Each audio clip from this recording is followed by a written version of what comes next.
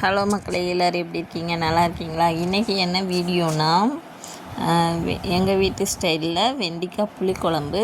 இது வந்து டேஸ்ட்டு சூப்பராக இருக்கும். அதாவது மீன் குழம்பை விட ரொம்ப டேஸ்ட்டாக இருக்கும் இந்த குழம்பு. அதனால தான் சரி உங்களுக்கு வீடியோ எடுத்து போடலான்றதுக்காக எடுத்தேன். சின்ன வெங்காயம் ஒரு 100 கிராம் அளவு எடுத்து கட் பண்ணி வச்சுக்கோங்க.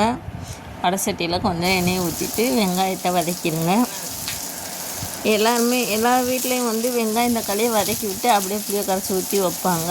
அந்த மாதிரி நாங்கள் வைக்க மாட்டோம். ஒரு தக்காளி பழத்தையும் எடுத்து இதோடு சேர்த்து நல்லா வதக்கிடுங்க. வதக்கிட்டு தேங்காய் வந்து துருவி வச்சுருக்கேன். நீங்கள் கட் பண்ணி போடுறவங்களும் கட் பண்ணி போட்டுக்கலாம், துருவியும் போட்டுக்கலாம். துருவி அதையும் இதோட வந்து சேர்த்து கிண்டி விட்டுருங்க.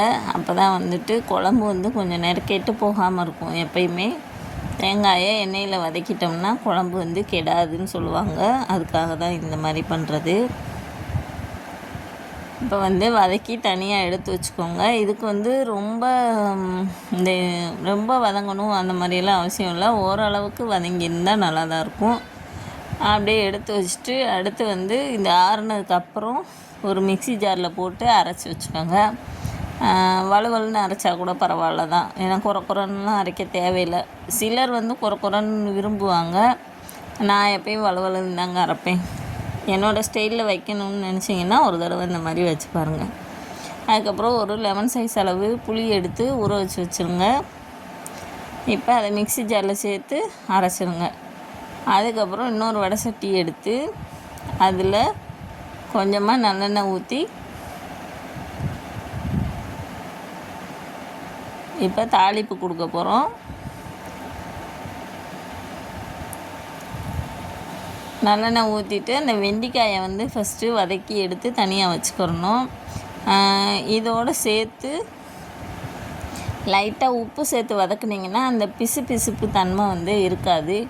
அதாவது நம்ம ஃப்ரிட்ஜில் வச்சுட்டு எடுத்தோம்னா அந்த பிசுப்பு தன்மை வந்து போயிடும். உடனே வாங்கிட்டு வந்து உடனே சமைக்கிறவங்க வந்துட்டு உப்பு சேர்த்திங்கன்னா அந்த கொலான அந்த இதெல்லாம் வராது. இப்போ நீங்கள் பார்த்தாலே தெரியும், இந்த வெண்டைக்காய் வந்து நல்லா தனித்தனியாகவே வந்து வதங்கும்போது வரும். நல்லா வதக்கிட்டு அதையும் வந்துட்டு எடுத்து வச்சுருங்க. அதாவது கருக விட்டுறக்கூடாது, நல்லா வதங்கணும். அந்த வதங்குற பதத்துக்கு அதை அப்படியே எடுத்து தனியாக தட்டில் கொட்டி வச்சுருங்க. கொட்டி வச்சுட்டு திருப்பி வடை சட்டியை வச்சுட்டு எண்ணெயை ஊற்றி இப்போ தாளிப்பு கொடுக்க போகிறோம். அதாவது கடுகு, வெந்தயம். இந்த குழம்புக்கு வந்து வெந்தயம் தான் ரொம்ப முக்கியம். அதனால் வெந்தயம், கருவேப்பிலை சேர்த்து கடுகு வெடித்ததுக்கப்புறம் வெந்தயத்தை போடுங்க. அதுக்கப்புறம் கருவேப்பிலையை போடுங்க. போட்டதுக்கப்புறம் நம்ம அரைச்சி வச்சுருக்க அந்த மிக்சி ஜாரில் இருக்க அந்த கலவையை வந்து இதில் ஊற்றி கிண்டிடுங்க. ஃபஸ்ட்டு எண்ணெயில் ஊற்றி 2 வதக்கி விட்டுட்டு அதுக்கப்புறம் அப்படியே மிக்சியை கழுவி கொஞ்சம் ஊற்றிடுங்க. ஊற்றிட்டு நம்ம புளி எடுத்து வச்சுருக்கோம்ல, அதையும் கரைச்சி அந்த வேஸ்ட்டெல்லாம் வந்து கீழே போட்டுட்டு புளியை கரைச்ச தண்ணியை மட்டும் இதில் ஊற்றிடுங்க. ஊற்றிட்டு எங்கள் வீட்டு குழம்பு மிளகாத்தூள் நாங்கள் போடுறோம். உங்கள் வீட்டில் என்ன குழம்பு மிளகாத்தூள் அரைச்சிருக்கீங்களோ அதை போடுங்க. அதாவது இந்த குழம்பு டேஸ்ட்டாக வரணும்.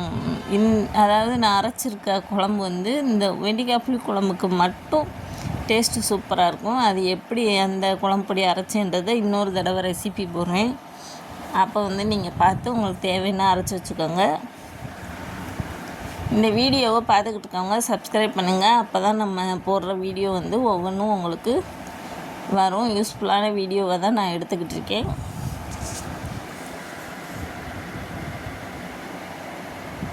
இப்போ வந்து தேவையான அளவு குழம்பு மிளகாத்தூள் வந்து சேர்த்துக்கோங்க. நாங்கள் எங்கள் குடும்பத்துக்கு 4 பேருக்கு தகுந்த மாதிரி சேர்த்துருக்கோம். நீங்கள் எவ்வளோ 4 பேருக்குன்னா ஒரு 2.5 ஸ்பூன் 3 ஸ்பூன். அதிக காரம் தேவைப்படுறவங்க 3 ஸ்பூன் சேர்த்துக்கலாம். கொஞ்சம் கம்மியாக காரம் சேர்க்குறவங்க 2.5 ஸ்பூன் அளவு சேர்த்துக்கிட்டு நல்லா கிண்டி விட்டுட்டு லைட்டாக உப்பு போட்டுருங்க. ஏன்னா நம்ம வெண்டைக்காயிலையும் உப்பு போட்டு வதக்கியிருக்கோம். அதனால் கொஞ்சமாக உப்பு போட்டால் போதும். இதை வந்து கலக்கிட்டு லைட்டாக குடிச்சு பாருங்கள் எப்படி இருக்குன்றதை பார்த்துட்டு அதுக்கப்புறம் உப்பு தேவைன்னா சேர்த்துக்கோங்க. இப்போ வந்து நல்லா கலந்து விட்ருங்க. அந்த மிளகாத்தூள் வந்து இதில் தெரியாத அளவுக்கு நல்லா கலந்து விட்ருங்க. கலந்து விட்டு நல்லா கொதிக்கணும். இந்த இது கொதி வந்ததுக்கப்புறம் தான் இந்த வெண்டைக்காயை வந்து நம்ம போட போகிறோம்.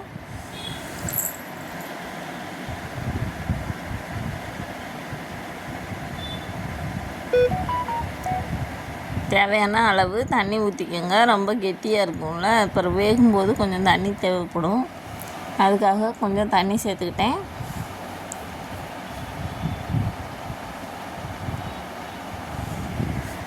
இப்போ வந்துட்டு இது நல்லா கொதிக்க விடணும். அந்த கொதிச்சாதான் அந்த இதில் இருக்க லைட்டான பச்சை ஸ்மெல்லு வாடகையும் போயிடும். இப்போ கொதிச்சதுக்கப்புறம் வெண்டைக்காயை போட்டாச்சு. அதுவும் நல்லா தளன்னு கொதிக்குது. வெண்டைக்காயை வந்து அமுக்கி பார்த்தா தெரியும் வெந்திருக்கும். அந்த ஸ்டேஜில் இந்த அடுப்பை வந்து ஆஃப் பண்ணிக்கோங்க.